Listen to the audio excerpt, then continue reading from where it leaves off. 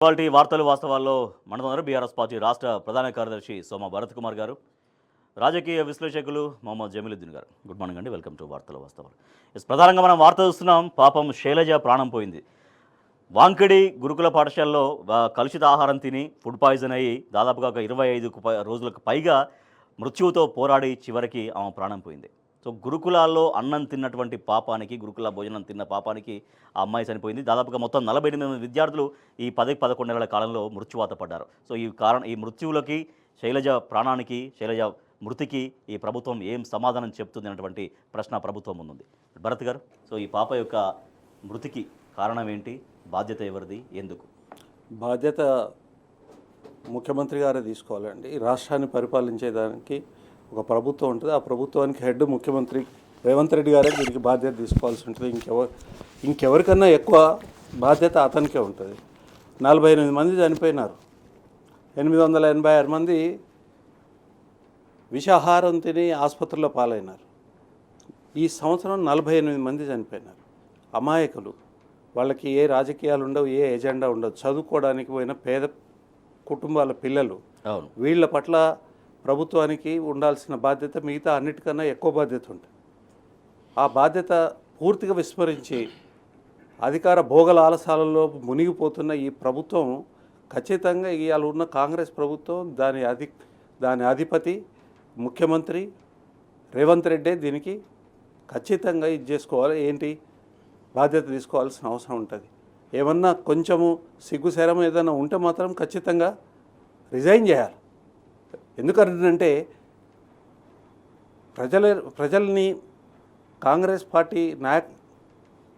పార్టీకి నాయకత్వం వహించి ఆనాడు పిసిసి ప్రెసిడెంట్గా ఉండి ప్రజల్ని రెచ్చగొట్టి అబద్ధాలు చెప్పి మోసపు వాగ్దానాలు చేసి ప్రజల యొక్క ఓటు హక్కుని దొంగిలించి అక్రమ మార్గాలలో ప్రభుత్వం ఏర్పాటు చేసి ఇవాళ ప్రజల మీద దమనకాండ ఒక వర్గం మీద కాదండి, పాపం అన్నిటికన్నా ఎక్కువ హక్కుల అత్యాచారం ఎక్కడ జరిగిందంటే ఈ పసిపిల్లల మీద. ఈ పసిపిల్లల మీద 48 మంది, ఒకళ్ళు ఇద్దరు ముగ్గురు అప్పుడైనా మేల్కోవద్దా ఈ ప్రభుత్వం? ఏం చేస్తుంది? ఒక్క చర్య తీసుకోలేదు. 886 మంది విద్యార్థులు ఫుడ్ పాయిజనింగ్ అయి అస్వస్థతకు గురి అయినారు. ఆత్మహత్యలు చేసుకుంటున్నారు. చిన్నపిల్లలు ఎందుకు ఆత్మహత్య చేసుకుంటారు? యావరేజ్గా ఎవ్రీ మంత్కి 100 మంది అస్వస్థతకు గురవుతారు. 900 మంది అనుకోవచ్చు కదా. ఎందుకు ఆత్మహత్య చేసుకుంటారండి చిన్నపిల్లలు ఎందుకు ఆత్మహత్య చేసుకుంటారు? ఏం జరుగుతున్నది అసలు? ఆ ఆత్మహత్యలకు వెనుక కారణం ఏంది అంటే అసలు ఇల్ ట్రీట్మెంటే కాకుండా ఇంకేమన్నా లైంగిక వేధింపులు ఏమన్నా జరుగుతున్నాయా? చెప్పుకోలేని బాధలు ఏమైనా ఉన్నాయా? ఏమన్నా ఒక విచారణ జరిగిందా? ఒక పర్స్పెక్టివ్లో ఒక విచారణ జరిగి దాన్ని ఆపే ప్రయత్నం ఏమైనా చేశారా? ఏం లేదు. 29 సార్లు ఇవాళ పోతే 29 సార్లు ఢిల్లీకి పోతాడు. తర్వాత ఇండ్లు కూలగొట్టడము, ప్రజల్ని నానా హింసలు పెడతాడు కదా, భూములు ఉంచుకోవడము, ఇండ్లు కూలగొట్టడము, ప్రజలు పిల్లల్ని ఆత్మహత్యలకు పురిగొల్పడము. ఇది ఒక పరిపాలన? ఇది దుర్మార్గం కదండి. ఇవాళ న్యూస్ పేపర్ తీస్తే మీకు మొత్తం అన్ని నెగటివ్ న్యూసే. ఘోరమైన న్యూస్, పూర్తిగా నెగటివ్ న్యూస్ ఉంటాయి. ఏంది ఇది? ఎక్కడి నుంచి ఎక్కడికి పోతున్నాం? తెలంగాణ ప్రతి ఇండెక్స్లో బ్రహ్మాండమైన భాగాన్ని పొంది తర్వాత అంటే అత్యున్నతమైన స్థానంలో ఉండి ఇవాళ ఈ రకంగా చిన్నపిల్లల ప్రాణాలు పోతున్నాయి అంటే అది కూడా స్కూల్లో ఒక రక్షితమైన ప్రదేశంలో వాళ్ళ ప్రాణాలు ఎందుకు పోతున్నాయి? దీని బాధ్యత ఎవరు తీసుకోవాలి? దీని బాధ్యత ప్రభుత్వమే తీసుకోవాలి. మీరు చేసిన పని ఏంది? ఒక కమిషన్ వేయాలా. వాస్తవంగా దీని మీద హైకోర్టు సుమోటో తీసుకోవాల్సిన అవసరం ఉన్నది. ఇన్ని ప్రాణాలు ఎందుకు గాల్లో కలిసిపోతున్నాయి? ఇంతమంది ఎందుకు సూసైడ్ చేసుకుంటున్నారు? ముఖ్యమంత్రి మాట్లాడమన్న వేములవాడ సభలో నాసిరకం భోజనం అందుతుంది, దాంతో చాలా మంది అస్వస్థతకు గురవుతున్నారు, ఆ విషయం తెలుసు అని అంటున్నారు తప్ప మరి తెలిసి చర్యలు వేయని అంటున్నాను. దాని గురించి ఇప్పుడు తెలిసి కూడా నోరు మూసుకొని కూర్చున్నావు అంటే నువ్వు ఎంత అసమర్థమైన ముఖ్యమంత్రివి, చాలా అసమర్థమైన ముఖ్యమంత్రి అన్నట్టు కదా. నీకు తెలిసి కూడా నువ్వు చర్యలు తీసుకోలేదు. తెలిసి నువ్వు చర్యలు తీసుకోకపోవడం మూలంగా ఎక్కువ మంది ఆసుపత్రి పాలవుతున్నారు, ఎక్కువ మంది చనిపోతున్నారు. ఈ సూసైడ్లు ఎందుకు అవుతున్నాయి అసలు? ఇది ఆలోచించాల్సిన విషయం. ఇంకొక మాట కూడా చెప్తానండి, దీనికి ఇక్కడ సందర్భం కాబట్టి చెప్పాలా. ఒక పాప ప్రాణం పోయింది, ఎక్కడన్నా ఉన్నదండి? ఈ బాకా న్యూస్ పేపర్లకు ఎక్కడైనా ఉన్నదా? ఎక్కడైనా. అంటే నేనేమంటున్నానంటే సమాజం కూడా రియాక్ట్ కావాల్సిన అవసరం ఉంది. ఈ మోసం మీద, ఈ దగ మీద, ఈ దౌర్జన్యం మీద, ఈ అరాచకం మీద, ఈ అత్యాచారాల మీద సమాజం కూడా తిరుగుబాటు చేయాల్సిన అవసరం ఉన్నది. జమలుద్దీన్ గారు, సో విద్యార్థులు ఇంతమంది ఆత్మహత్య చేసుకోవడం ఒకటి, తర్వాత శైలజ అనే అమ్మాయి దాదాపు 25 రోజులుగా మృత్యువుతో పోరాడి చనిపోవడం. సో ప్రభుత్వం నుంచి ముఖ్యమంత్రి స్పందించాల్సిన అవసరం ఉంటుంది ఈ మృతి పట్ల. అసలు నిమ్స్కి వెళ్ళి పరామర్శించాలి, కానీ ఎటువంటి దానిపైన లేకుండా ఒక నాసిరకమైనటువంటి ఆహారం అందుతుంది పాఠశాలల్లో, గురుకులలో. ఆ విషయం నా నోటీసులో ఉందని ముఖ్యమంత్రి మాట్లాడడం, దాన్ని ఏం చెప్తోంది? ముఖ్యమంత్రి రేవంత్ రెడ్డి గారు ఈ తెలంగాణ రాష్ట్రంలోని ఎస్సీ ఎస్టీల మీద పగబట్టినట్టు అనిపిస్తూ ఉన్నది. ఎందుకు అనంటే వీరికి మొన్నటి ఎన్నికల్లో ఎస్సీలు ఎస్టీలు అందరూ కూడా బాసటగా నిలిచారు. దానికి ప్రతిఫలంగా ఆయన ఈరోజు ఎస్సీల మీద ఎస్టీల మీద పగ తీర్చుకుంటున్నాడేమో అన్న అనుమానం రాక మానదు. ఇలా తెలంగాణ రాష్ట్రంలో ఉన్నటువంటి 119 ఎమ్మెల్యే స్థానాలలో 19 ఎస్సీ రిజర్వ్డ్ స్థానాలు ఉన్నాయి, 12 ఎస్టీ రిజర్వ్డ్ స్థానాలు ఉన్నాయి. ఒక ఎస్సీ ఒక ఎస్టీ స్థానం తప్ప అన్ని స్థానాల్లో కూడా కాంగ్రెస్ గెలిచింది. ఆ టీఆర్ఎస్ తరఫున బీఆర్ఎస్ తరఫున గెలిచిన ఎమ్మెల్యేలు కూడా ఆ తర్వాత మళ్ళీ కాంగ్రెస్ పార్టీలో చేరిపోవడం జరిగింది. ఈరోజు తెలంగాణలో ఉన్నటువంటి 19 మంది ఎస్సీ రిజర్వ్డ్ కాన్స్టిట్యున్సీలకు ప్రాతినిధ్యం వహిస్తున్న ఎమ్మెల్యేలు, 12 ఎస్టీ రిజర్వ్డ్ కాన్స్టిట్యున్సీలకు ప్రాతినిధ్యం వహిస్తున్న ఎమ్మెల్యేలు అందరూ కూడా కాంగ్రెస్ పార్టీ సభ్యులే. అదేవిధంగా 3 ఎస్సీ ఎంపీలు, 2 ఎస్టీ ఎంపీలు, వీళ్ళు కూడా కాంగ్రెస్ లేదా బీజేపీ నుంచే ప్రాతినిధ్యం వహిస్తూ ఉన్నారు. కానీ వీళ్ళు ఎవరు కూడా ఇంతటి ఘోరం జరుగుతున్నా తెలంగాణ రాష్ట్రం మీద మాట్లాడతలేరు. మీరు అడిగిరు దీనికి బాధ్యత ఎవరు తీసుకోవాలి అని అంటే ముఖ్యమంత్రిగా రేవంత్ రెడ్డిదే బాధ్యత, విద్యాశాఖ మంత్రి కూడా తన దగ్గరనే పెట్టుకున్న ముఖ్యమంత్రిదే దీనికి యొక్క బాధ్యత, రేవంత్ రెడ్డి బాధ్యత వహించాలి. ఇవాళ సంవత్సర కాలం పూర్తవుతున్నది, ఒక విద్యాశాఖ మంత్రి ఉండడానండి తెలంగాణ రాష్ట్రానికి. విద్యాశాఖ మంత్రి లేకుండా నెట్టుకొస్తా ఉన్నాడు. ఒక విద్యాశాఖ మంత్రి ఉంటే పోతాడు, చూస్తాడు కదా. ఇంకోటి దీనిలో ఒక కుట్ర కోణం ఏం కనిపిస్తూ ఉన్నదనంటే గత 60 సంవత్సరాలు ఎప్పుడైతే కాంగ్రెస్ కానీ తెలుగుదేశం కానీ ఇక్కడ పరిపాలించారో వాళ్ళు ఎన్నడూ కూడా ఈ ఎస్సీ ఎస్టీలు బీసీలు మైనారిటీల అభివృద్ధి కొరకు, వీళ్ళు చదువుకొని ముందుకు రావాలన్న ఒక ఆలోచన కొరకు ఈ పాఠశాలలు పెట్టి దాన్ని నిర్వహించిన పాపాన పోలే. ఎందుకు అనంటే వీళ్ళు ఇట్లే ఉండాలి, వీళ్ళకి విద్య అదితే వీళ్ళు మాకు సమానంగా వస్తారన్న ఒక కుట్రలో భాగంగా వీళ్ళు అణిచివేతకు గురి చేసి పెట్టిరు. ఎప్పుడైతే కేసీఆర్ గారు ముఖ్యమంత్రి అయినరో మొట్టమొదలు వాళ్ళు చేసిన పని ఏంటంటే ఎస్సీ ఎస్టీ బీసీ మైనారిటీ విద్యార్థులకు విద్యను అందించాలని చెప్పి పాఠశాలలు, గురుకుల పాఠశాలలు ఏర్పాటు చేస్తే ఈ ముఖ్యంగా ఎస్సీ గురుకుల పాఠశాలలకు ప్రవీణ్ కుమార్ గారికి నేతృత్వం అప్పచెప్పినప్పుడు ఎవరెస్ట్ శిఖరాన్ని అధిరోహించిన సంఘటనలు కూడా మనం చూసున్నాం. మన దగ్గర చదువుకున్న పిల్లలు ఆ రోజు ఎవరెస్ట్ అధిరోహించేటటువంటి ఆత్మస్థైర్యం కలిగిన వాళ్ళు ఇవాళ ఆత్మన్యూనతా భావానికి గురై ఆత్మహత్యలు చేసుకుంటా ఉన్నారు. భరత్ గారు చెప్పినట్టు చిన్న పిల్లలకు ఆత్మహత్య చేసుకునే ఆలోచన ఎందుకు వస్తుంది అంటే ఆత్మన్యూనత భావం ఏర్పడుతున్నది, వాళ్ళకి తగిన గైడెన్స్ లేదు, వాళ్ళకి వేధింపులకు గురి ప్రోత్సహించే విధంగా ఏదో జరుగుతుంది. కాబట్టి అబేట్మెంట్ లేనిది ఆత్మహత్య జరగదు. ఆ అబేట్మెంట్ గురి చేసేటోళ్ళు ఎవరు ఇవాళ పాఠశాలల్లో ఇంతమంది 48 మంది విద్యార్థులు ఇవాళ చనిపోయినరు అని అంటే, దాదాపు 900 మంది విద్యార్థులు ఇవాళ అస్వస్థతకు గురి అయినరు అని అంటే రేపు ఏం చేస్తారు తల్లిదండ్రులు? బతుకుంటే బలిసాకైనా తిని బతకొచ్చు, ఈ పాఠశాలల్లో ఏసుడు ఎందుకు, మా పిల్లగాళ్ళని చంపుకున్నాడు ఎందుకు అని చెప్పి అడ్మిషన్స్ పడిపోతాయి. ఆల్రెడీ మైనారిటీ రెసిడెన్షియల్ స్కూల్స్లో అడ్మిషన్స్ అనేది చాలా పడిపోయినాయి, ఎవరు చేరుస్తలేరు. అంటే తద్వారా ఏంది గురుకులాలను మూసేయాలి అన్న ఒక కుట్ర కూడా దీని వెనక ఉన్నట్టు అనిపిస్తూ ఉన్నది. ఇప్పటికైనా ఈ ఎస్సీ ఎస్టీ ప్రజాప్రతినిధులు ఎవరైతే ఉన్నారో వాళ్ళు బయటికి రావాలి. అదేవిధంగా ప్రజా సంఘాలని చెప్పుకున్న వాళ్ళు ఎవరైతే ఉన్నారో వాళ్ళు బయటికి రావాలి. ఇలా విద్యాశాఖ కమిషన్ అని ఏర్పాటు చేసి ఏడబన్నది కమిషన్ అని అడుగుతా ఉన్నా. ఆ కమిషన్ బయటికి రావాలి కదా, బయటకు వచ్చి మాట్లాడాలి కదా. ఇలా హ్యూమన్ రైట్స్కి ఆ కమిషనే లేదు, కానీ విద్యాశాఖ కమిషన్ ఏదైతే అపాయింట్ చేసారో దానికి బయటకు వచ్చి మాట్లాడాలి. ప్రజలు ప్రజా సంఘాలు కూడా అందరూ స్పందించి రోడ్డు మీదకి వస్తే తప్ప ఈ మొద్దు నిద్రపోతున్న ప్రభుత్వం మేల్కొనదు. ఇట్లే ప్రాణాలు పోవాల్సిన పరిస్థితి. ఒక లంబాడ లా విద్యార్థి కూడా చనిపోయినరు. ఇక ఒక్కటే మనం ఈ రెసిడెన్షియల్ స్కూల్సే కాకుండా లంబాడ లా విద్యార్థిపై కూడా లైంగిక దాడి, ఒక హత్య అన్న అనుమానం కూడా కనిపిస్తూ ఉన్నది. అంటే ఈ గిరిజనుల మీద పగబట్టినట్టు మనకు స్పష్టంగా కనిపిస్తూ ఉన్నది. రైట్ భరత్ గారు, అంటే ఇప్పుడు జమీల్ గారు చెప్పినట్టుగా మీరు ఒకటి మాత్రం మనం ఆలోచించాల్సిన అవసరం ఉన్నది. అత్యాచారాలు, తర్వాత ఈ ప్రాణాలు పోవడము ఇదంతా ఎక్కడ జరుగుతూ ఉన్నది? తర్వాత భూములు గుంజుకోవడము ఎక్కడ జరుగుతూ ఉంది?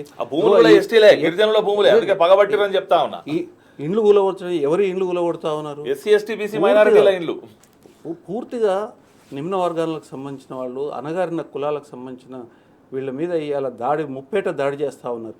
తర్వాత ఈ 1000 పైన ఈ స్కూల్స్ కేసీఆర్ గారి ప్రభుత్వం పెట్టిన సందర్భం కానివ్వండి, ఆ తర్వాత అవి అభివృద్ధి చెందిన సందర్భం కానివ్వండి, వాటికి స్వేచ్ఛనిచ్చి వాటిని సుపరిపాలన ఉండాలి, దాంట్లో మంచిగా పిల్లలు ఎదగాలి అని తర్వాత ఆ రోజు ఏం చూస్తున్నారండి, మా పిల్లలు మంచిగా చదువుకుంటున్నారు, ఇంగ్లీష్లో మాట్లాడుతున్నారండి, పల్లెసీమలలో వాళ్ళ కుటుంబాలలో ఆనందంగా ఉండే పోటీపడే గురుకుల అడ్మిషన్ కోసం ఉండే తర్వాత గురుకుల అడ్మిషన్లకి పోటీపడి కాదు, అసలు పైరవీలు చేయించుకునే కార్యక్రమం ఉన్నది. ఇవాళ గురుకుల అడ్మిషన్స్ తగ్గిపోయినాయి. జమీల్ గారు చెప్పినట్టుగా ఇవాళ మైనారిటీ గురుకుల విద్యాలయాలలో అడ్మిషన్స్ లేవు.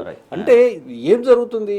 ఒక పద్ధతి ప్రకారం ఒక హోమ్ మినిస్టర్ లేడు, ఒక ఎడ్యుకేషన్ మినిస్టర్ లేడు, మొత్తం అంతా పరిపాలన అంతా గాలికి వదిలేసేసి కూలగొట్టుడు, తర్వాత ఇంకోటి ఢిల్లీకి పోవడము. ఎందుకంటే ఢిల్లీ నుంచి పరిపాలన జరుగుతుందా ఇక్కడ అంటే పరిపాలన అనేది అటకెక్కింది, కంప్లీట్గా అటకెక్కింది. అందుకనే ఇవన్నీ జరుగుతూ ఉంది. ప్రభుత్వ స్కూళ్ళల్లో మధ్యాహ్న భోజన పథకం కూడా చాలా ఇబ్బందులు ఉంటున్నారు.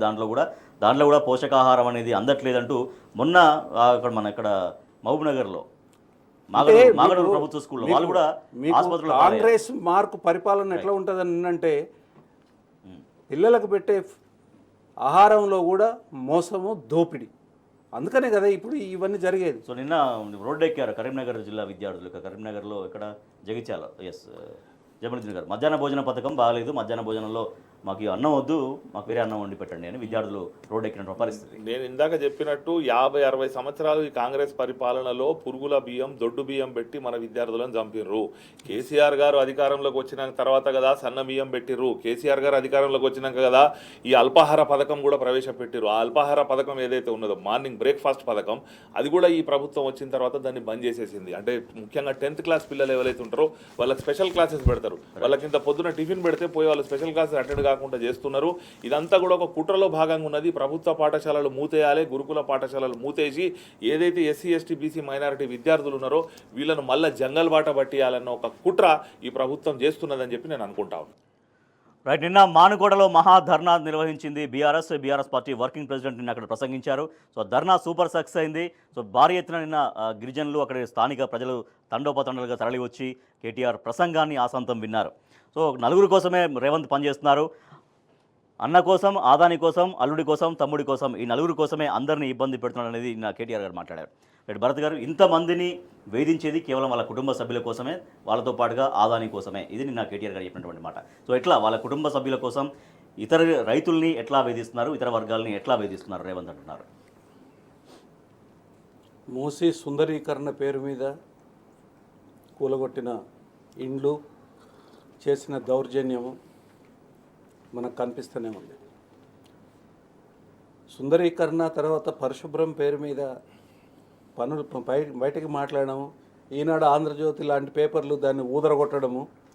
కానీ అసలు జరిగేది ఏంటి అంటే రావణపేట దగ్గర ఒక పెద్ద సిమెంట్ ఫ్యాక్టరీ పెట్టాడు. మరి సుందరీకరణ ఎట్లయితుంది? కాలుష్యం పూరితమైన ఒక ఇండస్ట్రీని ఈ రాష్ట్రంలో అనేక చోట్ల సిమెంట్ క్లస్టర్స్ ఉన్నాయి, సిమెంట్ మ్యానుఫ్యాక్చరింగ్ క్లస్టర్స్ ఉన్నాయి. ఆ క్లస్టర్స్లో కాకుండా వచ్చి ఇక్కడ ఎందుకు పెడుతున్నారు? తర్వాత సుందరీకరణ అనే పేరు ఎందుకనంటే పైకి ఒకటి పెట్టడము, ఈ బాకా పేపర్లు వాటికి సపోర్ట్ చేయడము, ప్రజల్ని మభ్యపెట్టడము, ఆ రకంగా ఆదానిని ప్రసన్నం చేసుకోవడము.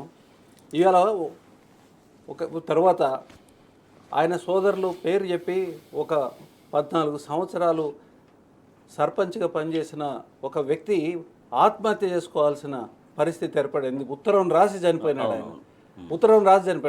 ఆయన అంత్యక్రియలు హత్రాస్లో రేప్ చేయబడి చంపివేయబడ్డ ఒక హత్రాస్ అంటే ఉత్తరప్రదేశ్లో ఎట్లయితే చేసినారో అట్లా చేయించినారు. ఇక్కడ ఒకళ్ళని బయట నుంచి రానియకుండా, తర్వాత ఎవరిని కూడా చూడనీయకుండా, ఆయనకి కనీసం లాస్ట్ రెస్పెక్ట్స్, అంతిమ గౌరవాన్ని ఇవ్వనీయకుండా మొత్తం మూసేసేసేసి ఆ ఊరి మొత్తాన్ని మూసేసేసి ఆ అంత్యక్రియలు చేసినారు.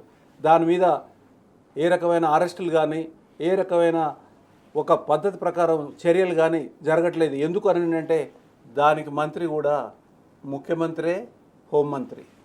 ముఖ్యమంత్రి తమ్ముడు, అందులో ఆయన మీద నేరం ఉన్నది. ఆయన చేపట్టే చనిపోయిన ఉత్తరం రాసి స్వహస్తాలతో ఉత్తరం రాసి చనిపోయినాడు. దాని మీద ఏం జరుగుతుందో తెలియదు. వాంగ్మూలం ఇక ఆయన మరణానికి కారణం ఎవరు అనేది ఏంటంటే ఎవరిని పోనీయకుండా అక్కడ ఆ విషయం బయటకు పోకకుండా దాన్ని హషప్ చేసే దానికోసం ఒక ప్రయత్నం. తర్వాత అల్లుడు కోసము ఏం జరుగుతుందో లగచర్లలో మీరు చూస్తూనే ఉన్నారు. గిరిజనుల భూములని కొలగొట్టే కార్యక్రమం చేస్తూ ఉన్నారు. గిరిజనులు తిరుగుబాటు చేసి తర్వాత ప్రజల నుంచి వ్యతిరేకత రాగానే అది పచ్చి అబద్ధం.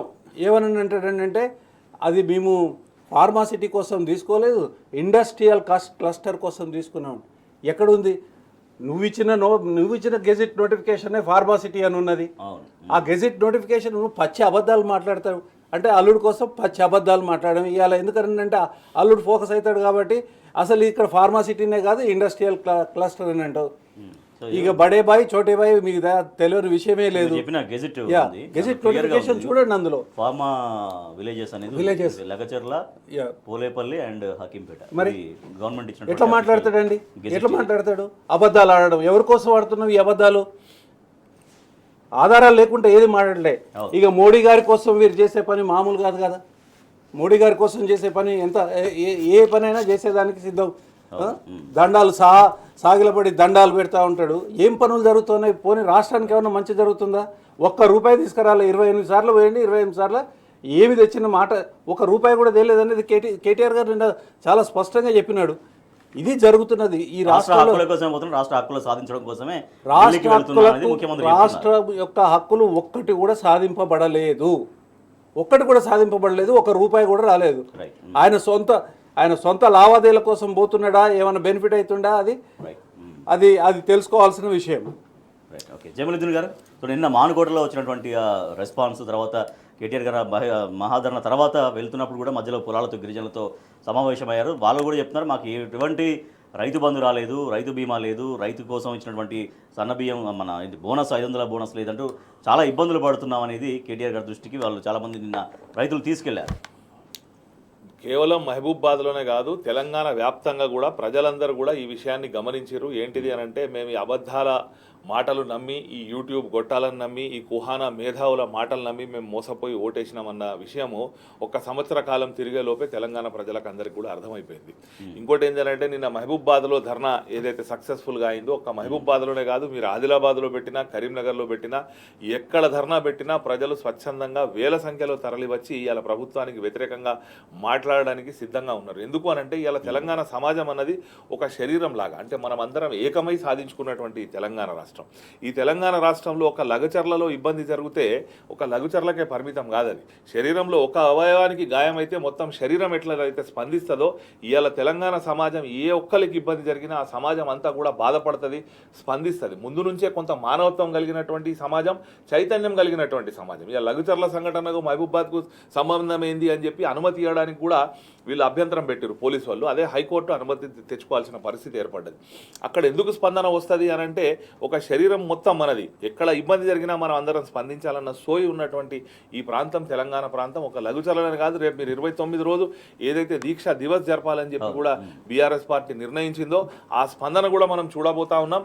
ఆ రోజు ఏదైతే తెలంగాణ మీద ఇదే కాంగ్రెస్ ప్రభుత్వం అధికారంలో ఉండి నిర్బంధాన్ని విధించిందో, అన్యాయం చేసిందో, అక్రమాలకు గురి చేసిందో, అదంతా కూడా మళ్ళీ రిపీట్ అవుతా ఉన్నది. History repeat. పాత రోజులు మళ్ళీ తీసుకొని వచ్చారు వీళ్ళు. అంటే మళ్ళీ రైతుల ఆత్మహత్యలు, విద్యార్థుల ఆత్మహత్యలు, చేనేత కార్మికుల ఆత్మహత్యలు, పోలీసు నిర్బంధాలు, ఈ మహిళల మీద దాడులు, ఇవన్నీ కూడా జరుగుతూ ఉన్నాయి. కాబట్టి ఆ రోజు కేసీఆర్ గారు ఎట్లనైతే దీక్ష పూని ముందుకెళ్ళిరో మళ్ళీ అట్లా ముందుకు పోవాల్సిన అవసరం మళ్ళీ వీళ్ళు కల్పించారు. ఇది తప్పకుండా రేపు రాబోయే కాలంలో ఈ దీక్ష దివస్ కూడా చాలా సక్సెస్ఫుల్గా జరగబోతా ఉన్నది. ఇప్పటికైనా ఇంకా 4 సంవత్సరాలు టైం ఉన్నది కాంగ్రెస్ ప్రభుత్వానికి. వాళ్ళు మేల్కొనాలి. ఈ ఢిల్లీ టూర్లు అనేది బంద్ చేయాలి. నెలలో 3 సార్లు నువ్వు ఢిల్లీకి పోయి వస్తావు, ఏం పని చేస్తావు? ఏదైతే ఈ కుటుంబ సభ్యుల కొరకు ఆయన పనిచేస్తూ ఉన్నాడో, నీకు గెలిపించింది నీ కుటుంబ సభ్యులు కాదు, నీకు ఆర్థిక వనరులు సమకూర్చిరు కావచ్చు. ఈ రేవంత్ రెడ్డి గారి అల్లునికి ఆంధ్రాతోని సంబంధాలు ఉండడం వలన ఆ రోజు వీళ్ళు ఎవరైతే ఆంధ్ర పెట్టుబడిదారులు, చంద్రబాబు నాయుడు గారు ఈయనకు పెట్టుబడి పెట్టిరు కావచ్చు, కానీ అల్టిమేట్గా ఓటేసింది తెలంగాణ ప్రజలు. కాబట్టి తెలంగాణ ప్రజల సంక్షేమం కొరకు ఆయన పనిచేయాలి, దాని మీద దృష్టి పెట్టాలి.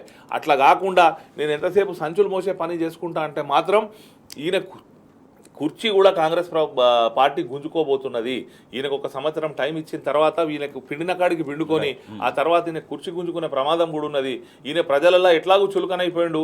ఎన్ని రోజులు ఈ సంచులు మోసుకుంటా ఈయన సీటును కాపాడుకుంటుంది అన్నది కూడా మనం రాబోయే కాలంలో చూడబోతున్నాం.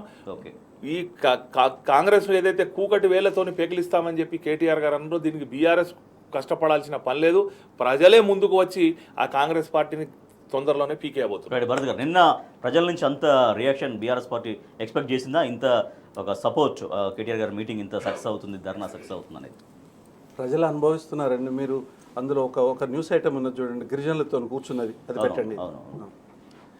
ఇదేం పాలన సారు, అవునవును, ఇదేం పాలన సార్, ఇది ఉన్నమాట అన్నమాట మొత్తం రాష్ట్రం అంతా. జమీల్ గారు అది రైతు బంధు లేదు, బోనస్ లేదు, ఒక హామీ అమలు కాలేదు. స్త్రీలకు ఇస్తానన్న 2500 ఇవ్వలేదు. తర్వాత ఏది కళ్యాణ లక్ష్మికి తులం బంగారం ఇస్తానన్నారు. ఏది కళ్యాణ లక్ష్మి అమౌంట్తో పాటు తులం కళ్యాణ లక్ష్మి అమౌంట్ లేదు, తులం బంగారం కూడా లేదు, ఏది లేదు.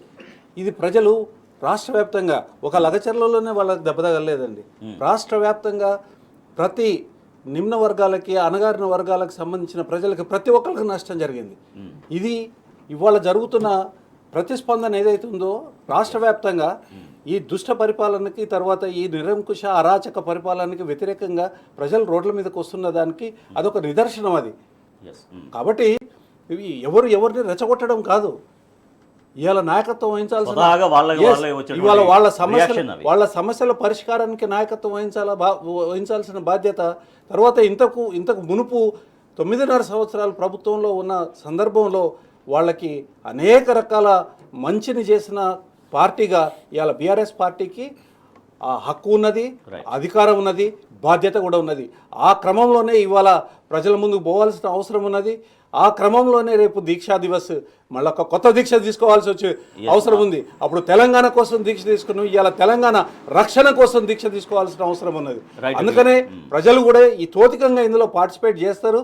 తర్వాత ఈ బుద్ధి లేని ప్రభుత్వానికి బుద్ధి నేర్పిస్తారు. తెలంగాణ రక్షణ కోసం దీక్షా దివస్ తీసుకోవాల్సినటువంటి అవసరం ఉందనేది బీఆర్ఎస్ చెప్తుంది. దాంతోపాటుగా జనంలోకి వెళ్ళేది ఎట్లా, అనేక హామీలు ఇచ్చినాం, అనేక గ్యారెంటీలు ఇస్తామని చెప్పాం, కానీ ఇవ్వలేకపోవడంతో జనంలోకి ఎట్లా వెళ్ళాలనేటువంటి అంతర్మదనం కాంగ్రెస్లో జరుగుతున్నట్టుగా ఈ వార్త మనం చూస్తున్నాం. చిన్న బీఆర్ఎస్ ప్రభుత్వానికి కాళేశ్వరం ప్రాజెక్టు అనేది ఒక గొప్ప ప్రాజెక్టు ప్రజల ముందు ఉంచింది. తర్వాత నిరంతర విద్యుత్తు, మిషన్ భగీరథ, మిషన్ కాకతీయ, రైతు బంధు ఇవన్నీ ఉన్నాయి. కానీ ఇవాళ కాంగ్రెస్ ప్రభుత్వానికి చెప్పుకునేందుకు ఒక్కటంటే ఒక్క ప్రాజెక్టు కూడా లేకపోవడంతో జనంలోకి ఎట్లా వెళ్ళాలి అనే అంతర్మదనం కాంగ్రెస్ పార్టీలో, ప్రభుత్వంలో నెలకొని ఉందని వార్త చూస్తున్నాం. రైట్ భరత్ గారు, మొహాన్ ఎట్లా చూపించాలి ప్రజలకు అనేటువంటి అంతర్మదనం ఇవాళ కాంగ్రెస్ పార్టీలో, ప్రభుత్వంలో జరుగుతుంది అనేది. ఒక ప్రజా విజయోత్సవ సభలని అక్కడక్కడ సభలు చేస్తున్నారు, కానీ నేరుగా ప్రజల్లోకి వెళ్ళి మేము ఇది చేశామని చెప్పడానికి కాంగ్రెస్ పార్టీ దగ్గర, ప్రభుత్వం దగ్గర ఏమీ లేదా నిజానికి? అంతర్మదనం ఎందుకండి, బాహ్యంగానే కనిపిస్తూ ఉంది కదా ప్రతిది కూడా. ఏం చేశారు, ఇల్లు బీకి పందిరేసినారు. తెలంగాణ రాష్ట్రానికి తెలంగాణ స్టేట్ అని అంటే నెంబర్ ప్లేట్ల మీద తెలంగాణ స్టేట్ తీసేసి టీజీ పెట్టినారు. తర్వాత జయ జయ తెలంగాణ ప్రజలు ఆమోదించిన దాన్ని పక్కన పెట్టేసేసేసి తెలంగాణని వ్యతిరేకించి తెలంగాణ మీద తుపాకీ ఎక్కువ పెట్టిన రేవంత్ రెడ్డి సొంత పాట పెట్టినాడు అందులో. ఆ స్పిరిటే పోయింది, యాంటీ తెలంగాణ స్పిరిట్ తీసుకొచ్చి పెట్టినాడు అందులో. తర్వాత యాదాద్రిని యాదగిరిగుట్ట చేసినాడు. గియ్య వాళ్ళు చేసిన ఇల్లు బీకడం, పందిరేయడం, అంతకన్నా వేరే ఏం లేవు. ఇంకొక పదాన్ని మనం ఉపయోగించలేము. మొత్తం అంతా ధ్వంస రచన. ఉన్న ఇళ్ళను గూలగొట్టడం, కొత్త ఇల్లు కట్టించేది లేదు, ఒక ఇల్లు అలాట్ చేసింది లేదు. కొన్ని లక్షల ఇండ్లు కట్టి పెట్టిన ఇండ్లని వాటిని కూడా అలాట్ చేసేదానికి దమ్ము ధైర్యం లేని పరిస్థితి. ఒక ప్రాజెక్టు తీసుకొచ్చిన సందర్భం లేదు, రైతు బంధు ఇచ్చిన సందర్భం లేదు, రైతు బీమా ఇచ్చిన రైతు బీమాని మొత్తం తీసేసినారు. ఏం దుర్మార్గం అండి, గింత ఓరవలేని తనవా? రైతులకి 5 లక్షల రూపాయలు కుటుంబం, పెద్ద రైతు చనిపోతే రైతు కుటుంబం రోడ్డు మీద పడకూడదని కేసీఆర్ గారు ఒక బ్రహ్మాండమైన ఆలోచన చేసేసేసి అది తీసుకొని వస్తే దాన్ని ఎందుకండి, ఎంత దుర్మార్గం అండి, ఎంత వ్యతిరేకత అండి పేదల పట్ల, రైతుల పట్ల. పేదల భూములు కూర్చుకుంటారు, రైతులకి రైతు బంధు ఇవ్వరు, తర్వాత రుణమాఫీ సరిగా చేయరు. ఏది కూడా మేము ఇప్పుడు బీఆర్ఎస్ ప్రభుత్వం 2000 ఇస్తుంది అనుకోండి, ఏదైనా పథకంలో 4000 ఇస్తామని చెప్పినారు. అసలు 2000కి దిక్కు లేకుండా పోయింది. ఇంత పట్ట పగలు నడి బజార్లో ప్రజల్ని బహిరంగంగా మోసం చేసే వాళ్ళని ఏమనాలండి? కానీ అదే ఏమిటి? పడుతుంది. విజయోత్సవ సభలు మీరు పెట్టి మీరు ఎంత అంతర్మదనం చేసుకుంటే కూడా ఏమొస్తుంది అని అంటున్నా. ముఖ్యమంత్రి విజయోత్సవ సభలు నిర్వహిస్తున్నారు. విజయోత్సవ సభలు పెట్టి విజయోత్సవ ఈ సభ కాదు, 11 నెలల్లో మీరు చేస్తామని ప్రజల ముందు ఉంచుతున్నారు. తెలంగాణ మీద దాంతో పాటుగా దరిద్ర ఉత్సవ సభ, ఏం విజయోత్సవ, అబద్ధాల సభ, దుర్మార్గాల సభ, లేని ఉన్నట్టుగా చెప్పే సభ ఏముందండి? ఎక్కడున్నది చెప్పండి. ఇవాళ ఒక గిరిజనుల సంగతే తీసుకుందాం. గిరిజనులకు పోడు భూములు పట్టా చేసింది. 75 సంవత్సరాలుగా పోరాటం జరుగుతుంది పోడు భూముల పట్టాల గురించి. 75 సంవత్సరాలు, ఇప్పుడు కాదు, 75 సంవత్సరాల నుంచి పోరాటం జరుగుతుంటే ఇంద్రవల్లిలో గిరిజనులని మాస్ మర్డర్ చేసింది కాంగ్రెస్ పార్టీ. అదే ఇంద్రవల్లికి వెళ్ళి వాళ్ళకి అనేక రకాల మభ్యపెట్టే విధంగా మాటలు చెప్పినారు. తర్వాత ఏం చేసినారండి? ఏం చేయలేదు. తర్వాత వాళ్ళకి ఏమిస్తామన్నారో అది ఇవ్వకుండా ఉన్న వాటిని వెనక గుంజుకోవడం, ఇవాళ లగచర్లో పోయి గిరిజనుల భూములు తీసుకోవడం. ఈ గిరిజన పిల్లలు ఇవాళ హాస్టళ్లలో ఉన్న పిల్లలు వాళ్ళ ఆత్మహత్యలు చేసుకునే పరిస్థితి. ఇవన్నీ ఏం చెప్పుకొని విజయోత్సవాలు చేసుకుంటారు? తర్వాత ఒక మంత్రివర్గమే లేదు మీకు. 8 మందో 7 మందో మంత్రులు ఇవాళ ఖాళీగా ఉన్నారు. తర్వాత నీ సొంత ఊర్లో ఆడపిల్లలు ఎవరైతే జర్నలిస్ట్ ఉన్నారో నీ ఊరికి పోయి నీ సమాచారం సేకరపోతే వాళ్ళ మీద దొంగ కేసులు కొట్టడము, తర్వాత ఆ ఊరు సర్పంచ్ నీ తమ్ముళ్ళ పేరు నీ సోదరుల పేర్లు రాసి అతను సూసైడ్ చేసుకున్నాడు. ఇది ఆ పరిపాలన. దీనికి మీ విజయోత్సవం ఏముంది? ఇందులో వికారోత్సవం చేసుకోండి. Right, okay. జమీలుద్దీన్ గారు, విజయోత్సవ సభలు ఒక పక్క జరుగుతున్నాయి, మరోపక్క ఇండివిజువల్గా జనంలోకి అయితే వెళ్లే పరిస్థితి లేదు. జనానికి అనేక హామీలు ఇచ్చినా ఆ హామీలు నిలబెట్టుకోలేకపోయినా ఉన్నటువంటి ఒక అంతర్మదం లేదు. వారు అన్నట్టుగా భయంగానే వాళ్ళు డిస్కస్ చేసుకున్నట్టుగా తెలుస్తుంది. బట్ ఒక పార్టీలో మాత్రం ఇక మోహం లేదు ప్రజల ముందుకు వెళ్ళడానికి అనేది ఎంతవరకు నిజంగా కనపడుతోంది? 100% కాంగ్రెస్ పార్టీకి వాళ్ళు ఇచ్చినటువంటి హామీలన్నీ కూడా అబద్ధాలైపోయినాయి, మోసమైపోయినందన్న విషయం పార్టీలో ఉన్నటువంటి నాయకులతో పాటు ప్రజలకు కూడా అర్థమైంది. అందుకే వాళ్ళకు జనంలో వెళ్ళడానికి ముఖం లేకనే ఎంతసేపు కేసీఆర్ గారిని తిట్టుకుంటూ, కేటీఆర్ గారిని తిట్టుకుంటూ తిరుగుతూ ఉన్నారు. ఇప్పుడు వీళ్ళు ఏదైతే విజయోత్సవ సభలని జరుపుతూ ఉన్నారో, మొన్న వరంగల్లో జరిగిన సభలో మనం లెక్కబెట్టినట్టయితే ముఖ్యమంత్రి గారు 45 నిమిషాలు మాట్లాడారు. 45 నిమిషాలు మాట్లాడితే 50 సార్లు కేసీఆర్ గారి పేరెత్తారు. అంటే కేసీఆర్ గారి నామజప సభలు తప్ప, వీళ్ళను దూషించే సభలు తప్ప వాళ్ళు ఆ సభలతో సాధించింది లేదు. రెండోది ఏంటంటే జనంలోకి ఎట్లా వెళ్తామనంటే జనాన్ని ఇబ్బంది పెట్టుకుంటూ రోజు ఒక డైవర్ట్ పాలిటిక్స్ చేసుకుంటూ అబద్ధాలు ఆడుకుంటూ జనంలోకి పోదామన్నది వాళ్ళకు ఉన్నటువంటి స్ట్రాటజీ.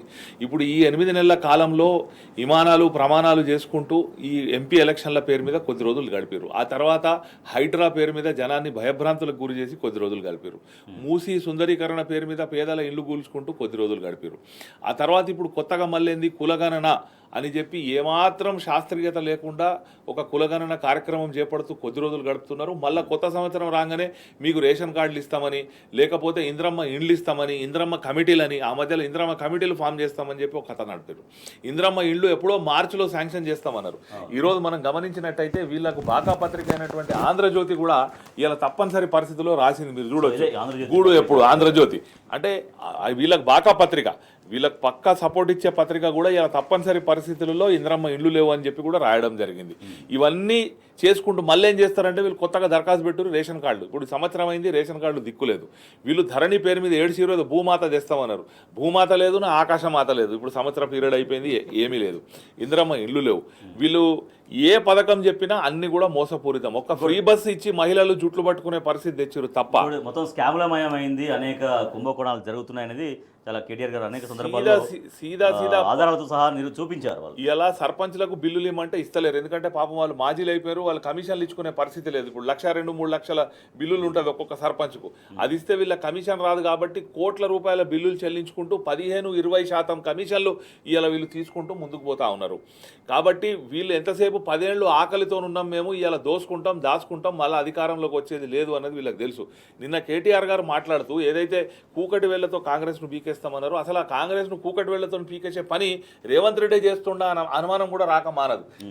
ఇలా కాంగ్రెస్ను పూర్తిగా బదనాం చేసుకుంటూ ఏది లేకుండా దాన్ని పీకేసే పని స్వయంగా రేవంత్ రెడ్డి భుజానికి ఎత్తుకున్నట్టు అనిపిస్తూ ఉన్నది. ఎందుకంటే ఆ బడే భాయ్ మరి ఏమన్నా డైరెక్షన్ ఇస్తుండా, ఈ మొత్తం కాంగ్రెస్ పార్టీని బొందబెట్టి నువ్వు ఇటు వచ్చే బాబు నిన్ను మరో ఏకనాథ్ షిండేని తయారు చేస్తానికి గిట్ట ఏమన్నా హామీ ఇచ్చి ఉన్నాడా తెలియదు. కానీ ఇవాళ మొత్తం 420 హామీలు ఏదైతే ఇచ్చారో అది ఏది కూడా అమలు చేయలేక కేవలం అబద్ధాలు ఆడుకుంటూ ప్రతిపక్ష నాయకులను తిట్టుకుంటూ, ప్రతి ప్రభుత్వానికి ఒక ఫ్లాగ్షిప్ ప్రోగ్రామ్ ఉంటుంది. ఏ ప్రభుత్వం ఫామ్ అయినా కానీ మనం 20-30 ఏళ్ల చరిత్ర తీసుకున్నట్టయితే ఒక మనిషి పేరు చెప్తే ఇప్పుడు ఎన్టీ రామారావు గారిని గుర్తు చేసుకుంటే 2 రూపాయల కిలో బియ్యం, చేనేత వస్త్రాలు, ఫ్రీ ఆర్టీసీ బస్సు విద్యార్థులకు ఇచ్చింది, ఇది గుర్తుకొస్తాయి.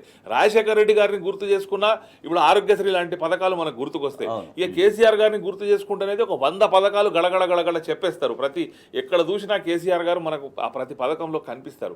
కానీ ఈయనకు వచ్చి సంవత్సరం అయినా కానీ కేవలం బూతు పదాల్లో తప్ప రేవంత్ రెడ్డి ఎక్కడ కనిపిస్తలేరు. వీళ్ళు బూతులు మాట్లాడడంలో వీళ్ళ ఫ్లాగ్షిప్ ప్రోగ్రామ్ ఉన్నట్టున్నది. బూతులు మాట్లాడాలి, ప్రతిపక్ష నాయకులను తిట్టాలి, వాళ్ళ మీద కేసులు పెట్టాలి, ప్రతిపక్ష నాయకుల కుటుంబ సభ్యులను వేధించాలి. ఇంకా మోకా దొరికితే ఇప్పుడు నిన్న పట్నం నరేందర్ రెడ్డి గారిని జైలు వేసినట్టు పట్టుకపోయి జైలు వేయాలి.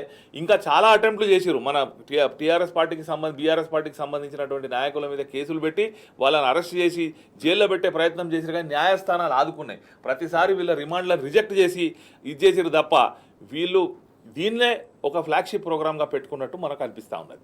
రైట్. ఇక ఆదాని విషయం ఆదాని పైన విపరీతమైన ఆరోపణలు రావడంతో మొదటి నుంచి కూడా బీఆర్ఎస్ వర్కింగ్ ప్రెసిడెంట్ కేటీఆర్ చాలా స్ట్రైట్గా ప్రశ్నించారు ముఖ్యమంత్రిని. ఆదానితో ఎందుకు ఒప్పందాలు చేసుకున్నారో బహిర్గతపరచాలని. సో ఆ డిమాండ్కు ఆ ప్రశ్నలకు తలొగ్గి ఫైనల్గా ఆదాని పైన వచ్చినటువంటి ఆరోపణల నేపథ్యంలో ఆదాని ఇచ్చినటువంటి 100 కోట్ల విరాళం ఆ స్కిల్ యూనివర్సిటీకి ఇచ్చారు. ఆ స్కిల్ యూనివర్సిటీకి ఇచ్చినటువంటి 100 కోట్ల విరాళాన్ని అంగీకరించట్లేమంటూ ముఖ్యమంత్రి నిన్న మాట్లాడారు. సో ఆదానితో బంధం నిజంగా ఎట్లా ఉంది, ఎందుకు ఉంది, ఎంతవరకు ఉంది? సో ఆదాని ఇచ్చినటువంటి 100 కోట్ల విరాళం పైన వెనకడుగు వేశారు సీఎం రేవంత్ రెడ్డి. ఆదాని పైన అనేక కేసులు కావడం, విదేశాల్లో ఆరోపణలు రావడం, బీఆర్ఎస్ వర్కింగ్ ప్రెసిడెంట్ కేటీఆర్ మొదటి నుంచి ఆదాని రేవంత్ల బంధాన్ని స్ట్రాంగ్గా చెప్తుండడంతో ఫైనల్గా రాష్ట్ర ముఖ్యమంత్రి అయితే వెనకడుగు వేశారు. భరత్ గారు, మొదటి నుంచి కూడా ఆదాని తర్వాత ముఖ్యమంత్రి వాళ్ళ బంధాన్ని ఒకరికొకరు సహకరించుకుంటున్న విధానాన్ని బీఆర్ఎస్ పార్టీ ఎట్లా చెప్తూ వస్తుంది? ఫైనల్గా ఒక స్టెప్ అయితే బ్యాక్ వేశారు. 100 కోట్ల విరాళాన్ని మేము అంగీకరించేది లేదు అనేది ఏం చెప్తుంది ఈ నిర్ణయం? రాహుల్ గాంధీ రేవంత్ రెడ్డి గారు ముక్కుని నేలకేసి రాసుకున్నారు. కేటీఆర్ గారికి ఇది విజయం. కేటీఆర్ గారికి ఈ సందర్భంగా కంగ్రాచులేషన్స్. అయితే ఈ 100 కోట్ల తిరస్కరణ అని పెద్ద గొప్పగా చెప్పుకుంటున్నారు. బాకా పేపర్లు కూడా తిరస్కరణ అని రాస్తూ ఉన్నాయి. తిరస్కరణ అంటే ఎవరు తిరస్కరించారు? ఎవరు తిరస్కరించారు? ఎవరిని తిరస్కరించారు? ఆదాని మీద ఒంటి కాళ్ళ మీద లేసే రాహుల్ గాంధీకి సంబంధం లేకుండా తర్వాత కాంగ్రెస్ యొక్క ఆలోచనకి విరుద్ధంగా ఈయన తీసుకున్నాడు అనే దాని మీద రాహుల్ గాంధీ ఈయన వ్యవహారాన్ని, ఇక్కడ ఉన్న ముఖ్యమంత్రి వ్యవహారాన్ని తిరస్కరిస్తే నేను ఆదానిని తిరస్కరించిన అని గొప్ప మాటలు చెప్పుకుంటే కుదరదు కదా. ఇవాళ రాహుల్ గాంధీ రేవంత్ రెడ్డిది ఈ విషయంలో తిరస్కరించిండు కాబట్టి ఇవాళ తీసుకుపోయి ఈ వాజ్ కంపెల్డ్, అతనికి ఇక తప్పనిసరి పరిస్థితి ఏర్పడి తిరస్కరించినానని అంటున్నాను. మొట్టమొదట అసలు ఒక టెయింటెడ్ ఇండస్ట్రియలిస్ట్ దగ్గర నుంచి, అంటే దేశవ్యాప్తంగా ప్రపంచవ్యాప్తంగా ఆరోపణలు ఎదుర్కొంటున్న ఆదాని దగ్గర నుంచి తెలంగాణ పరువు తీసేదానికోసం 100 కోట్లు ఆయన ప్రకటిస్తే నువ్వు ఆమోదించినావు. ఎందుకు ఆమోదించినావు? తెలంగాణ పరువు తీయడానికి కదా ఆమోదించింది. తెలంగాణ పరువు తీసిన మీరు 100 కోట్ల రూపాయలు ఆయన దగ్గర నుంచి 100 కోట్ల రూపాయలు తీసుకొని ఇవాళ తిరస్కరించినాను మాట్లాడాను. నువ్వు తిరస్కరించినప్పుడు నువ్వు క్షమాపణ చెప్పాలి ప్రజలకి. తర్వాత నువ్వు 100 కోట్ల తిరస్కరణ బాగానే ఉంది, ఓకే. కానీ నువ్వు 12,400 కోట్ల ప్రాజెక్టులు ఆయనతోని నువ్వు ఒప్పందం చేసుకున్నావు. దాంట్లో పూర్తిగా కాలుష్యపూరితమైన ఇండస్ట్రీస్ తెలంగాణలో పెట్టేదానికి నువ్వు ఒప్పందం చేసుకున్నావు. వాటి సంగతి ఏందని ఇలా కేటీఆర్ గారు మాట్లాడుతూ ఉన్నారు. ఇలా హరీష్ రావు గారు కూడా ఆ విషయంలో అడుగుతూ ఉన్నారు. దాని సంగతి ఏంది మీరు చెప్పండి. దాని మీద ఈ 12,400 అది మాట్లాడితే తెలంగాణ కేసీఆర్ పాలనలోనే ఆయనకి చాలా మంచి చేస్తున్నారు అని ఒక మాట మాట్లాడుతుంది. 2016లో ఆయన ఒక ఆర్మ్స్ ఇండస్ట్రీ ఇక్కడ స్టార్ట్ చేసినాడు. 2016లో 2016లో అంటే అది ఇప్పుడు 2014 ముందే స్టార్ట్ అయింది. అది దానికి తర్వాత అది ఒక ఇండస్ట్రీ. ఆ ఇండస్ట్రీకి ఏం ప్రభుత్వం చేసింది ఏది లేదు. తర్వాత 2016 వరకు ఆయన మీద ఆదాని మీద ఈ ఆరోపణలు ఎప్పుడు లేవు. అప్పటికి ఏ ఆరోపణలు లేవు ఆయన మీద.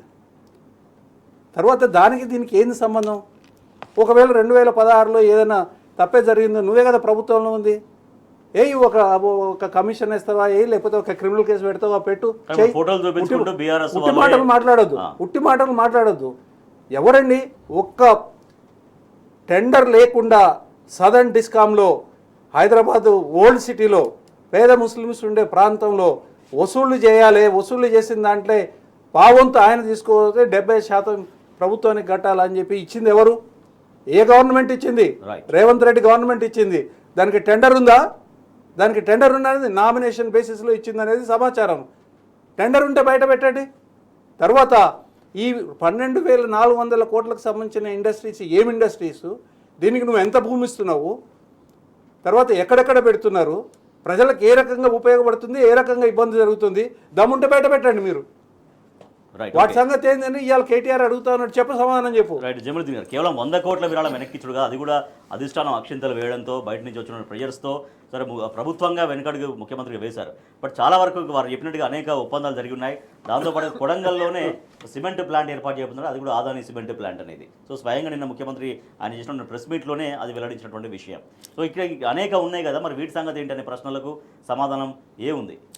అదానీ అనే పారిశ్రామికవేత్త ఒక అవినీతి పరుడని చెప్పి లంచాలు ఇచ్చుకుంటూ ప్రభుత్వాలను ఇన్ఫ్లుయెన్స్ చేసుకుంటూ కాంట్రాక్టులు పొందుతాడు అని చెప్పి ముందు నుంచి కూడా బీఆర్ఎస్ పార్టీ చెప్తా ఉన్నది. వారికి ఇక్కడ అవకాశం ఇవ్వద్దు అని చెప్పి మొత్తుకుంటా ఉంటే కూడా అమెరికాలో కేసు నమోదై అమెరికాలో అదానీపై అరెస్ట్ వారెంట్ జారీ అయ్యేదాకా కూడా ఈ ముఖ్యమంత్రి గారికి ఆయనే అవినీతి పరునిగా కనిపించకపోవడం అన్నది విడ్డూరం. వీళ్ళ రాహుల్ గాంధీ ఏమో మోడీ అండ్ అదానీ వాళ్ళిద్దరూ రెండు వేరు శరీరాల్లో ఉన్న ఒకే ప్రాణం అని చెప్పి వారు చెప్తారు. అయితే ఇక్కడ ఇది ముక్కోణపు ప్రేమ కథా చిత్రంలాగా కనిపిస్తూ ఉన్నది. అదానీ రేవంత్ రెడ్డి గారే కాకుండా దీని వెనక బడేభాయ్ ఉన్నాడు. అక్కడ మోడీ గారు చెప్తే వీరు అదానీ గారికి రెడ్ కార్పెట్ వలికిర్రు. ఏది లేకుండా డైరెక్ట్గా అదానీ గారు వచ్చి ఇలా 100 కోట్ల రూపాయలు చెక్ ఇచ్చిపోయిందంటే ఆయనకు ఎన్ని వేల కోట్ల రూపాయల వీళ్ళు లాభం చేసి ఉంటే, ఆ క్రోనీ క్యాపిటలిజం కొరకు పాల్పడి ఉంటే తప్ప ఆయన 100 కోట్లు ఇస్తాడండి. ఆయన వ్యాపారవేత్త, గుజరాతీ. ఆయన ఛాయ్ తాగిస్తే కూడా ఆలోచన చేస్తాడు, ఇది అసలు నేను ఛాయ్ ఎందుకు తాగిస్తున్నా, దీంతో నాకేం లాభం అని. అటువంటిది ఈయనకు అప్పనంగా 100 కోట్ల రూపాయలు ఏమి ఇచ్చిపోడు. ఆ రోజే మనం మొత్తుకున్నాం. దాన్ని పట్టించుకోకుండా ఇవాళ అమెరికాలో కేసు అయిన తర్వాత నేను వాపసిస్తున్నా అని చెప్తా ఉన్నాడు. సరే, ఇది వాపసిస్తున్నావు, మరి నీ క్యాబినెట్లో ఉన్నటువంటి మంత్రి పొంగులేటి శ్రీనివాసరెడ్డి గారు ఏదైతే హోటల్లో అదానీ దగ్గరికి పోయిండో ఆయనతోని బేరసారాలు ఆడిండా, ఆయన కాళ్ళు మొక్కిండా, ఏం చేసిండు? మరి ఆ జరిగినటువంటి ఆ బేరం ఏందన్నది కూడా బయట పెట్టాలి కదా. అది పెట్టకుండా నేను ఓన్లీ 100 కోట్లు వాపసిస్తున్నా అనంటే ఇది మళ్ళొక్కసారి ప్రజలను మభ్యపెట్టడం. ఇంకోటి, 100 కోట్లు వాపసిస్తున్నా అని చెప్పుకుంటూ నిన్న ఆయన ఏదైతే ప్రెస్ మీట్ పెట్టిండో, ఈ ఏదైతే బాకా పత్రికలు ఉన్నాయో ఆ పత్రికలన్నీ కూడా ప్రధానంగా అంటే ప్రజలను మభ్యపెట్టే విధంగా రాశారు. అదానీతో అంటకాగింది బారసా నేతలే అని ఒక ప్రముఖ పత్రిక ఈనాడు రాస్తుంది. అందులో ఈ బారసా అనుమతి ఇచ్చిందని చెప్పి పేర్కొంటున్నటువంటి ఏదైతే ప్రాజెక్టులు ఉన్నాయో మనం చూడొచ్చు. పేజ్ నెంబర్ 3లో ఈనాడులో వాళ్ళు లిస్ట్ ఇచ్చారు. ఆ లిస్టు చూస్తేనే తెలిసిపోతుంది దీనిలో బీఆర్ఎస్ చేసింది ఏం లేదు, ఈ స్టేట్ గవర్నమెంట్ ఇన్వాల్వ్మెంట్ లేకుండా సెంట్రల్ గవర్నమెంట్ అనుమతి ఇచ్చినటువంటి అన్ని పరిశ్రమలు అన్నది మనకు అర్థమవుతుంది. ఉదాహరణకు మనం చెప్పుకుంటే Adani Elbit systems defence units Mamidipalli. Defence అనేది సెంట్రల్ గవర్నమెంట్ అంటే బీజేపీ ప్రభుత్వం ఇచ్చినటువంటి అనుమతి. నెక్స్ట్ మిజైల్ సెల్ తయారీ యూనిట్. మిజైల్ సెల్ తయారీ, మిజైల్స్కి ఏమన్నా రాష్ట్ర ప్రభుత్వానికి సంబంధం ఉంటుందా? అదంతా కూడా సెంట్రల్ గవర్నమెంట్ కదా చేయాల్సింది. నెక్స్ట్ వచ్చేసింది Microsoft data centre. Microsoft data centre అంటే అది ఒక ఇంటర్నేషనల్ కంపెనీ, వాళ్ళు కాంట్రాక్ట్ ఇచ్చుకున్నారు తప్ప దానికి స్టేట్ గవర్నమెంట్ చేసేది ఏం లేదు. 3 నేషనల్ హైవే ప్రాజెక్టులు అని చెప్పి వీళ్ళే లిస్ట్ ఇచ్చారు. ఈ 3 నేషనల్ హైవేలకు స్టేట్ గవర్నమెంట్కి సంబంధం ఉంటుందా? నేషనల్ హైవే టెండరింగ్ ఏడా జరుగుతుంది? నేషనల్ హైవే టెండరింగ్లో స్టేట్ గవర్నమెంట్కి ఇన్వాల్వ్మెంట్ ఏముంటుంది? అది కూడా ఇచ్చుకున్నది మోడీ గారు, అదానీ గారికి ఉన్నటువంటి సుట్టిరకం. నెక్స్ట్ పోయి 750 kV ట్రాన్స్మిషన్ లైన్ ప్రాజెక్టు. ఇది లైన్ కనెక్టివిటీ ఎక్కడికంటే వడోదర, వరంగల్, కర్నూలు, చిలకలూరిపేట. ఇది బీఆర్ఎస్ ఆధ్వర్యంలో ఇచ్చిరు అని చెప్పి ఒక బురద దల్లే ప్రయత్నం చేసిండు. పేజ్ నెంబర్ 3 ఓపెన్ చేయండి మీరు ఈనాడులో. ఇవన్నీ కూడా 100% నేషనల్ లెవెల్లో జరిగినటువంటి డిసిషన్స్, సెంట్రల్ గవర్నమెంట్ ఇచ్చుకున్నటువంటి ప్రాజెక్ట్స్. ఈ లిస్ట్ ఇందులో టీఆర్ఎస్ ఆమోదం బారసా అంటాడు. బారసా ఆమోదించేది ఏముంటుంది? మిజైళ్లకు బారసా ఆమోదం తెలుపుతుందా? లేకపోతే మీకు డిఫెన్స్ యూనిట్ కు బారసా ఆమోదం తెలుపుతుందా? నేషనల్ హైవే అంటే ఎంత అబద్ధాలు, పచ్చి అబద్ధాలు. బాకా పత్రికలు చూడండి ఎంత పచ్చి అబద్ధాలు. అక్కడ బారాసాకి ఏం సంబంధం ఉన్నదండి? అందులో నేషనల్ ఆమోదం. ఈ రకంగా జనాన్ని పక్కదారి పట్టించే దానికోసం మోసం చేసే దానికోసం చేసే ప్రయత్నం తప్ప ఇందులో ఏమైనా ఉందండి? ఇది సమాచారం ఇచ్చే న్యూస్ పేపర్ యొక్క డ్యూటీనండి ఇది. ఫస్ట్ చూడండి మీరు, Adani Elbit systems defence unit Mamidipalli, ఏది ఇండియన్ ఆర్మీ నేవీల కోసం డ్రోన్లు ఉత్పత్తి చేయడం. ఈ డ్రోన్లు ఉత్పత్తి చేసేది అంతా సెంట్రల్ గవర్నమెంట్ చూస్తుంది, కానీ స్టేట్ గవర్నమెంట్కు బారాసకు బీజేపీ అని రాయాలి. అక్కడ మిసైల్ సెల్ తయారీ యూనిట్, దానికి కూడా బీజేపీ అని రాయాలి. కింద వచ్చేసి మైక్రోసాఫ్ట్ డేటా సెంటర్ ఎల్లికట్టు అని అంటే అది మైక్రోసాఫ్ట్ కంపెనీ వాడు మన దగ్గర పెట్టుబడి పెడితే ఆహ్వానించడం, వాడు బిల్డింగ్ కట్టే టెండర్ ఎవరికి ఇచ్చుకున్నాడో మనకు సంబంధం, అది మనకు సంబంధం లేని విషయం. కిందికి వచ్చేసి 8వ నంబర్లో 3 నేషనల్ హైవే ప్రాజెక్ట్స్, మీరు సీరియల్ నెంబర్ 8 చూడండి. National highway projects 8, 3 national highway project. National highway ప్రాజెక్టుల పూర్తి, మంచిర్యాల రేపల్లివాడ పూర్తి, ఖమ్మం కోదాడ 85% పూర్తి. అంటే అది కూడా ఎవరు? బీజేపీ. అది ఆమోదం ఇచ్చేది బీజేపీ కదా, సెంట్రల్ గవర్నమెంట్ ఉన్నది. నేషనల్ హైవే అథారిటీ NHAI అని అంటారు దాన్ని, అక్కడ బారాసా అని. అంటే ఈ బాకా పత్రికలకి ఒక సిగ్గు ఎగ్గు లజ్జ లేకుండా పచ్చి అబద్ధాలు, ఒక పొలిటికల్ కాంగ్రెస్కి రేవంత్ రెడ్డికి పొలిటికల్ ప్యాంప్లెంట్ లాగా తయారైపోయింది. అని అబద్ధాలు చెప్తాడు, వీళ్ళు దాన్ని ప్రచురిస్తారు. కనీసం ప్రచురించే టైంలో ఇది సెంట్రల్ గవర్నమెంట్ కదా అని ఒక ప్రశ్న అడగొచ్చు కదా, అని ప్రెస్ మీట్ కదా పెట్టింది, నోట్ కాదు పంపలే కదా. ఈ ఉన్నటువంటి ఎవరైతే పాంప్లెంటా, మీది పత్రికనా, మీది పాంప్లెంటా అంటే ఈ బురద తీసుకొచ్చి బీఆర్ఎస్ మీద చల్లడం అన్నది ఆయన ఒక పనిగా పెట్టుకున్నాడు. యాక్చువల్గా ఈయన చేయాల్సింది ఏంది, 100 కోట్ల రూపాయలు వాపస్ ఇస్తున్నా అన్నది కాదు, నువ్వు ముక్కు భూమికి రాసి తెలంగాణ ప్రజలకు క్షమాపణ కోరాలి. ఏదైతే నువ్వు రామన్నపేట అక్కడ సిమెంట్ ఫ్యాక్టరీ కొరకు అక్కడ ప్రజలను ఇబ్బంది పెట్టి అక్కడ ఉన్నటువంటి వాళ్ళ జీవనోపాధిని, కొడంగల్లో కూడా జీవనోపాధిని దెబ్బతీసే విధంగా అక్కడ కాలుష్యం కలిగించే విధంగా అనుమతిస్తున్నావు, అనుమతులు రద్దు చేయాలి. దాంతోపాటు నీ మంత్రి ఏదైతే పొయ్యి హోటల్లో ఒప్పందం చేసుకున్నాడో, అదాని కాళ్ళు పట్టుకున్నాడో, అసలు ఏం జరిగింది? మీ మంత్రి పొంగులేటి శ్రీనివాసరెడ్డి గారి మీద ఈడీ దాడి జరిగింది, ఆ ఈడీ దాడిలో పైసలన్నీ దొరికినాయి నువ్వు చెప్పాలి. ఆ ఈడీ దాడి మీద సమాచారం పేపర్కి ఎందుకు రాలేదు? ఈడీ వాళ్ళు దాని మీద పత్రికా సమావేశం పెట్టి ఇగో ఇది జరిగింది, ఈ అన్యాయం, ఈ అక్రమం అని వాళ్ళు ఎందుకు బయట పెట్టలేదో చెప్పాలి. ఇదంతా కూడా నువ్వు తెలంగాణ సమాజానికి చెప్పాలి. దానికి అదే మనం చూసినట్టయితే 2017లోనే కేసీఆర్ గారు ఏదైతే వ్యతిరేకించారో అదానిని, నేను మీకు ఒక క్లిప్ చూపిస్తాను, 1 నిమిషం. 2017లోనే చాలా స్పష్టంగా కేసీఆర్ గారు అదానిని వ్యతిరేకించారు. మీరు చూడొచ్చు, 5 ఫిబ్రవరి 2023లో CM KCR demands probe on Adani unveils BRS agenda. చాలా స్పష్టంగా ఇది పత్రికల్లో వచ్చింది, ఆ రోజే వ్యతిరేకించడం జరిగింది. మీకు ఇంకోటి చూపిస్తాను, కేసీఆర్ రిజెక్ట్స్ అదానీస్ ఆఫర్. ఎప్పుడు? ఇది 2017లో. Chandrashekar Rao stating that Singareni is better than Coal India. ఆయన ఏదైతే మల్టీనేషనల్ కాంగ్లోమిరేట్ కంపెనీ పెడతాను వచ్చిండో, ఏది పవర్ కంపెనీ, ఇక్కడ నేను కరెంటు తయారు చేస్తా, మీ కరెంటుకి ఇబ్బంది ఉందంటే కూడా నువ్వు వద్దు బాబు, నువ్వు పెద్ద అవినీతి పరును అని చెప్పి ఎల్లగొట్టిన చరిత్ర ఇలా కేసీఆర్ గారికి, ఇలా బీఆర్ఎస్ పార్టీకి ఉన్నది. రెడ్ కార్పెట్ బట్టి లంచాలకు ఆశపడి మీ బడే భాయ్ మోడీ గారు చెప్పిర్రని చెప్పి ఈ ఈడీ దాడులకు భయపడి మీరు తీసుకొని వచ్చి మోపు చేసుకున్నది మీరు కాబట్టి తెలంగాణ సమాజానికి మీరు క్షమాపణ చెప్పాలి. చివరి ఇప్పుడు వాపస్ ఇచ్చిన పైన బీసీలో అనుమానాలు వ్యక్తం అవుతున్నాడు. నేను ఎమ్మెల్సీ కవిత గారు నిన్న స్పష్టం చేశారు. నిన్న ఈ మేరకు డెడికేటెడ్ కమిషన్ కూడా నిన్న వెళ్ళి కలిశారు కవిత గారు. డెడికేటెడ్ కమిషన్కు ఒక కుర్చీ లేదు, ఒక టేబుల్ లేదు, ఒక ఆఫీస్ లేదు. ఇదంతా కూడా బీసీలను మళ్ళీ ఏదైతే మొత్తం తెలంగాణ సమాజాన్ని బేకూఫ్ చేసిరో వీళ్ళు అబద్ధాలాడి, ఇలా మళ్ళీ బీసీలను కూడా అబద్ధాలాడి మోసం చేసే ప్రయత్నం చేస్తూ ఉన్నది ఈ ప్రభుత్వం. వాళ్ళ చిత్తశుద్ధి ఉంటే మొదలు ఆఫీస్ కల్పించాలి, శాస్త్రీయ పద్ధతిలో ఈ కులగలన జరగాలి. అదే ఏదైతే కామారెడ్డిలో బీసీ డిక్లరేషన్ ఇచ్చారో ఆ ప్రకారం బీసీలకు వాళ్ళ జనాభా తమాషా ప్రకారం వాళ్ళకి రిజర్వేషన్ కల్పించడానికి సుప్రీంకోర్టు తీర్పులు ఏవైతే ఉన్నాయో దానికి అనుగుణంగా చర్యలు తీసుకోవాలి. భరత్ గారు, కంక్లూడింగ్, బీసీలో అనేక అనుమానాలు ఉన్నాయి, వాటిని నివృత్తి చేయాల్సినటువంటి బాధ్యత ఖచ్చితంగా డెడికేటెడ్ కమిషన్ పైన ఉంటుంది అనేది అనేక అంశాలు కవిత గారు డెడికేషన్ కమిషన్ని అపాయింట్ చేసింది వాళ్ళే. ఇప్పుడు ఇందులో ఒక లిస్టు తయారు చేసి పెట్టినారు, ఏ అంశాల మీద ఇన్ఫర్మేషన్ కావాలని. 75 అంశాలు, మళ్ళీ వాటిని సబ్ పారాగ్రాఫ్స్ కనుక చూస్తే దాదాపు 120 దాకా వాళ్ళు విషయాల మీద సమాచార సేకరణ జరుగుతుంది. ఈ సమాచార సేకరణ ఏదైతే ఉన్నదో ఇది బీసీ కులగణన పైన ఒక అనుమానాన్ని కలిగించే పద్ధతిలో ఇది చేస్తూ ఉన్నారు. ఎందుకనంటే అల్టిమేట్గా ఎవరో ఒకరు కోర్టుకు పోవాలి, కోర్టులో దానికి వ్యతిరేకంగా ఆర్డర్ వచ్చేదానికోసం పునాది వీళ్ళు దీంట్లోనే వేసినారు.